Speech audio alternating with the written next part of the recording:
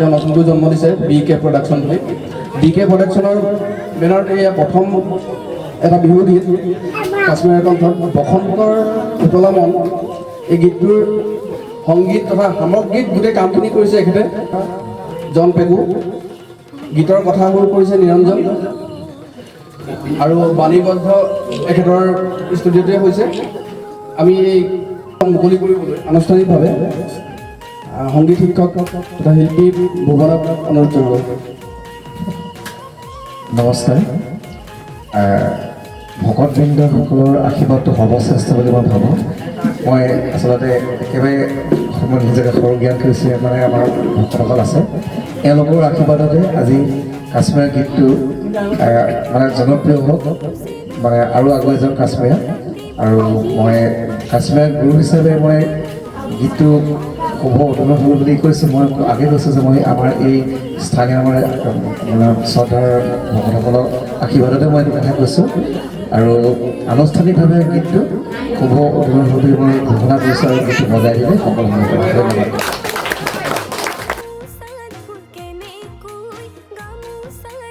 আৰু প্ৰথম গীতটোৱে ইমান ভাল লাগিছে, গতিকে মই ভাবোঁ যে তেওঁ ভৱিষ্যতে এটা ব্ৰাইট ফিউচাৰ, উজ্জ্বল ভৱিষ্যত এইটো দিশত আগবাঢ়ি যাব পাৰিব বুলি আমি আশা কৰিছোঁ।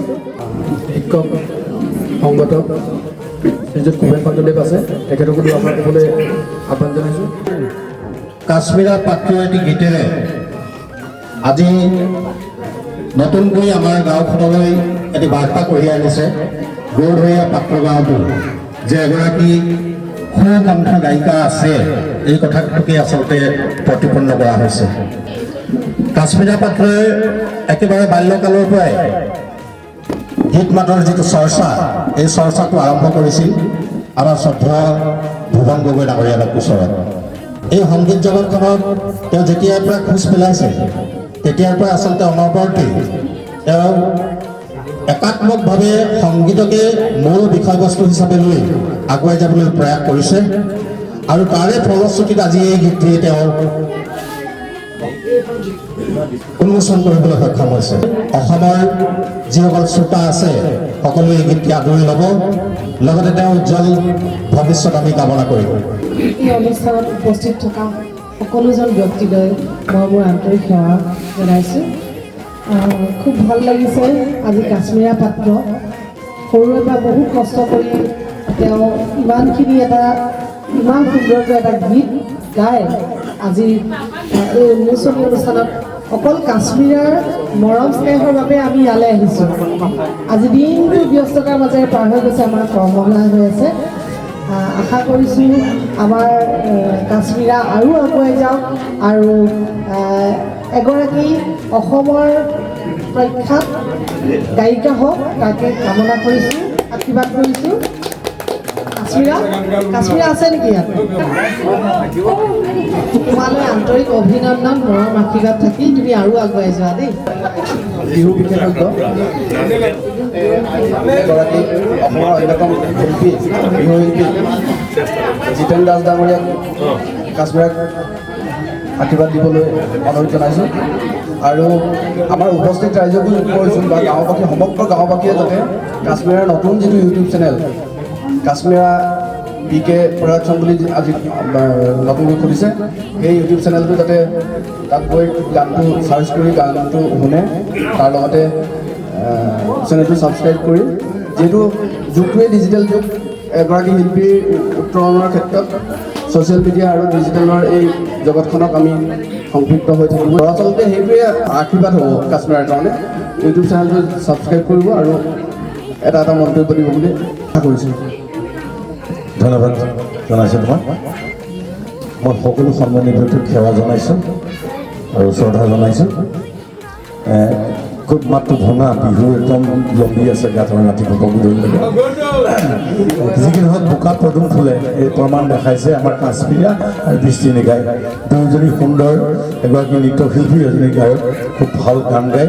মই বিভিন্ন অঞ্চল লগে সৰুৰ পৰা আমাৰ দীপৰু সংগীত বিদ্যালয়লৈ যায় আৰু সঁচাকৈ বহু কষ্ট কৰি গৈছে ইয়াৰ পৰা, আৰু সেয়ে আজি প্ৰতিফলন আমি আশা কৰিছোঁ আৰু আগবাঢ়ি যাওক। আৰু প্ৰাঞ্জলে ক'লেই আমি শুনিলে নহ'ব, আগতে কেছেট কিনিছিলোঁ, এতিয়া কিনিব নোৱাৰি। তাৰপিছত আমি ডিজিটেল মিডিয়াত আমি শ্বেয়াৰ কৰিব লাগিব আৰু চবকে দিব লাগিব, তেতিয়াই তাইৰ খৰচটো পাব, তাইৰ প্ৰচাৰ হ'ব। আমি তাইক প্ৰসাৰ কৰিবই লাগিব। সকলোৱে যাতে মোবাইলটো লৈ ঘৰত যিমান ফ্ৰেণ্ড ছাগল আছে, বংশ পৰিয়াল আছে, চবতে ঠেলি দিয়ক, গীতটো আগবাঢ়ি যাওক। আপোনালোকে বেছি কষ্ট কৰি আহিছিলে, সেইকাৰণে ফাৰ্ষ্ট নমস্কাৰ, সকলো ভকতবৃন্দক মই প্ৰথমে সেৱা জনাইছোঁ। ৰাইজে নখ জোকাৰিলে নৈ বয় বুলি এষাৰ কথা আছে, সেয়ে আজি তাৰ প্ৰতিফলন হৈছে। আৰু কাশ্মীৰা ভিতৰুৱা অঞ্চল বুলি নকওঁ, আজিকালি ভিতৰুৱাটো নহয়, একেবাৰে 10-15 মিনিটতে পাই যায়হি ডিব্ৰুগড়ৰ পৰা। যি কি নহওক সকলোৱে আশীৰ্বাদ কৰিব আৰু তাই ইউটিউব চেনেলটো সকলোৱে ছাবস্ক্ৰাইব কৰিব। কাশ্মীৰা BK অফিচিয়েল বুলি আছে। প্ৰাঞ্জলে সকলোখিনি কথা কৈছে। আজিকালি ছ'চিয়েল মিডিয়া যুগ, ছ'চিয়েল মিডিয়াৰ যোগেৰে আমি সকলো পৰিচিত হ'ব পাৰোঁ। সেয়ে সকলোৱে আশীৰ্বাদটো কৰিছে আৰু সকলোৱে এটা এটা কমেণ্ট কৰিব, লাইক শ্বেয়াৰ কৰিব, নিজৰ মাজতে শুনিব, বহুত প্ৰচাৰ হ'ব। আৰু এটা অনুৰোধ ৰাখিব বিচাৰিম, আমাৰ নিজৰ অঞ্চলত যিসকলে যিকোনো অনুষ্ঠান পাতে, বহুত দামী দামী গায়ক অনাতকৈ এনেধৰণৰ ধৰক 3 দিনে পাতক, 4 দিনে পাতক, নিজৰ জেগাত নিজৰ শিল্পীসকলক, নিজৰ উঠি অহা নৱপ্ৰজন্মক অকণমান সুবিধা দিলে মই বেছি ভাল পাওঁ।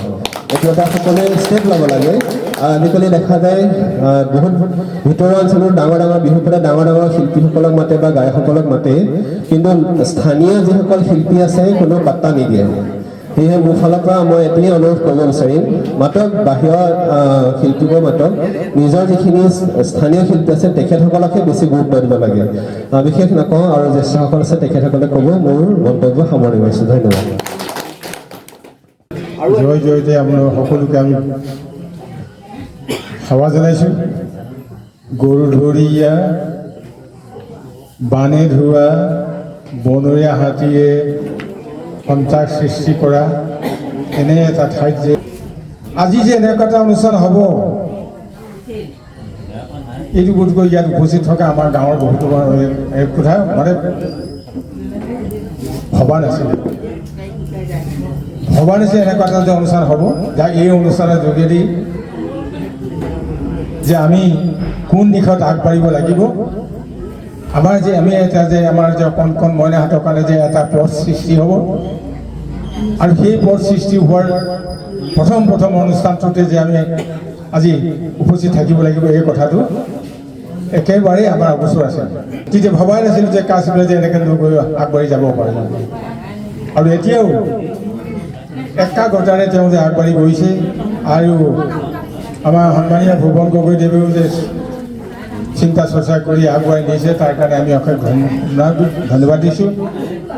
একেবাৰে সৰুৰ পৰা দেখা কাশ্মীৰা পাত্ৰ আজি গৈ অসমত এগৰাকী নাম জ্বলা শিল্পী হিচাপে পৰিগণিত হ'বলৈ আহিছে, এনে এটা স্থানত উপস্থিত হ'ব পাৰিছে। গতিকে আৰু আগবাঢ়ি যাওক, আৰু এনেকুৱা ইউটিউব চেনেলত আৰু গীত ৰচনা কৰক, সেই আশীৰ্বাদ কৰিছোঁ মোৰ ফালৰ পৰা। আৰু কাশ্মীৰাই সুদূৰ ডিব্ৰুগড়লৈ অহা যোৱা কৰি যে এনে আদি যিটো নহয়, প্ৰথম প্ৰাৰম্ভিক গীতবোৰ গাবলৈ শিকিছিলে, সেই কথাটোত কিন্তু তেখেতৰ ককাক মহেশ্বৰ পাত্ৰ কেইটিমান মুষ্টিমেয় টকাৰে নিতৌ গাড়ীয়ে অহা যোৱা কৰিব পৰাকৈ তেখেতৰ হাতত যি টকাই নাথাকক, কিন্তু কাশ্মীৰক এনে এটি উজ্জ্বল ভৱিষ্যতৰ কাৰণে পঠিয়াবৰ কাৰণে যি অনুদান আগবঢ়ালে, তাকে আজি মই তেখেতক ধন্যবাদ দি মোৰ বক্তব্য সামৰণি মাৰিছোঁ। আচলতে আমাৰ বিশেষকৈ গাঁওখনৰ বাবেই খুব এটা স্মৰণীয় দিন বুলি আমি আজি অভিহিত কৰিছোঁ। কেৱল আমাৰ পৰিয়ালটোৰ বাবেই নহয়, গাঁওখনৰ বাবেই চাগে খুব এটা ভাল খবৰ বুলি আমি এই মুহূৰ্তত আপোনালোকৰ আগত আমি আগবঢ়াব বিচাৰিছোঁ। যে ইতিমধ্যে আপোনালোকে সকলো খবৰখিনি গম পাইছে যে আমাৰ ভতিজী কাশ্মীৰা পাত্ৰৰ এটি গীত ইতিমধ্যে খুব সুন্দৰভাৱে উপস্থাপন কৰি তেওঁ সংগীতৰ জগতখনত আগবাঢ়িবৰ বাবে এটি প্ৰয়াস কৰিছে।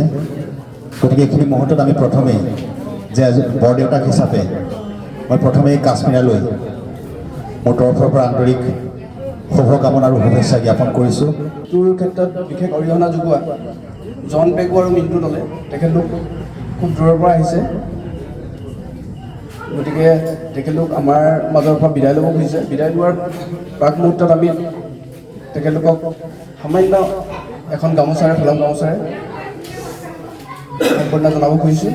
অকণমান মৰম আৰু হেঁপাহ আদৰ জনাবলৈ বিচাৰিছোঁ। গতিকে তেখেতলোকক আমাৰ সন্মুখলৈ আহিবলৈ অনুৰোধ জনালোঁ। তেখেতৰ নিজৰ ষ্টুডিঅ' আছে, গোটেই কামখিনিত তেখেতে সংগীত পৰিচালনাটো তেখেতেই কৰিছে। আৰু এই মুহূৰ্তত মই আশা কৰিছিলোঁ যে তেওঁ সংগীতটো কেনেধৰণে প্ৰস্তুত কৰিলে সেই বিষয়ে দুআষাৰ জনাব আৰু লগতে এটা গীত গাবলৈও তেখেতক অনুৰোধ জনালোঁ।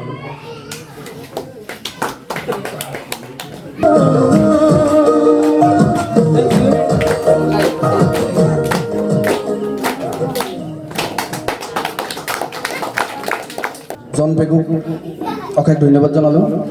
লগতে তেখেতৰ ইমান অৱদান সেইখিনি হয়তো সাধাৰণ কথা নহয় আৰু সাধাৰণভাৱে তেখেতক কৃতজ্ঞতা বা শলাগ জ্ঞাপন কৰিব নোৱাৰি। তথাপি আমি এখন ফুলাম গামোচাৰে তেখেতক সম্বৰ্ধনা জনাবলৈ খুজিছোঁ। তেখেতক আমি ফুলাম গামোচা এখন প্ৰদান কৰিবলৈ অনুৰোধ জনালোঁ কাশ্মীৰাক। লগতে তেখেতৰ লগত আৰু এজন আহিছিলে অবিনাশ মিছং, তেখেতকো আমি আমন্ত্ৰণ জনাইছোঁ। মিণ্টু দলে তেখেতো এগৰাকী উদীয়মান গীতিকাৰ সুৰকাৰ। জৰিয়তে আজিৰ শুভক্ষণত উপস্থিত সকলো ৰাইজক নমস্কাৰ। আজি সঁচাকৈ এইটো পৰিৱেশ দেখি বহুত ভাল লাগিছে। এইটো আমাৰ ফাৰ্ষ্ট এক্সপিৰিয়েঞ্চ বুলি ক'ব লাগিব। আমি বহুতো সংগীত বনালোঁ, বহুত ধৰণৰ কাম কৰিলোঁ, যদিও এনেকুৱা এটা পৰিৱেশ আমি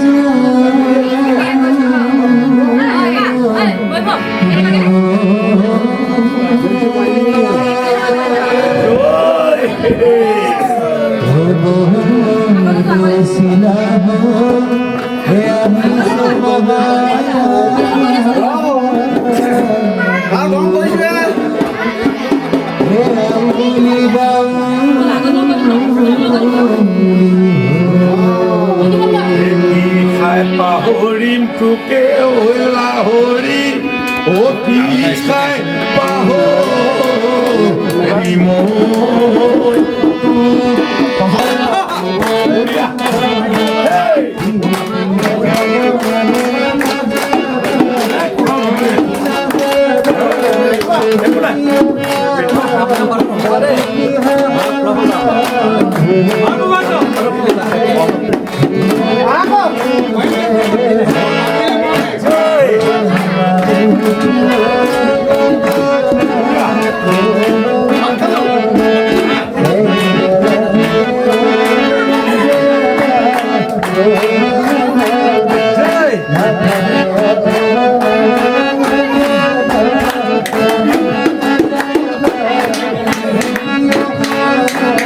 Happy